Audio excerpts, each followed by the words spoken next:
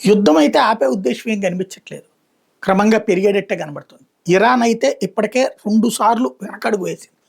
Number 1 మీరు ఇప్పటికిప్పుడు మా మీద దాడి ఆపితే మేము కూడా ఆపేస్తాం అంటూ ఇజ్రాయెల్‌కి ఒక పిలుపిచ్చింది.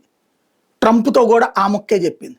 బట్ ఇజ్రాయెల్ దాని మాటే ఎత్తకుండా కొట్టేది కొడతానే ఉంది.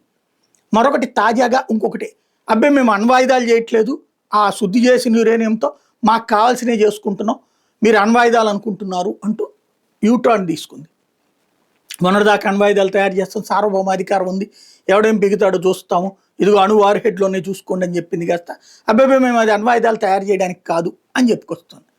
తద్వారా ఇంకొక అడుగు వెనక్కేసింది. అంటే అణ్వాయుధాలు తయారు చేయబోమని, అదేదో నువ్వు అక్కడ ఒప్పందం చేసి సంతకం పెట్టి అంటుంది ఇజ్రాయెల్. అంటే వీళ్ళు పెట్టరు. అట్లా పెడితే కనుక ఇది అణ్వాయుధాలు తయారు చేసేది ఆగిపోతుంది, లేదా ఓడినట్టు అవుతుంది. కాబట్టి ఇది చేయలేదు. ఇది ఉన్నంత వరకు ఇజ్రాయెల్ కొడతానే ఉంటుంది.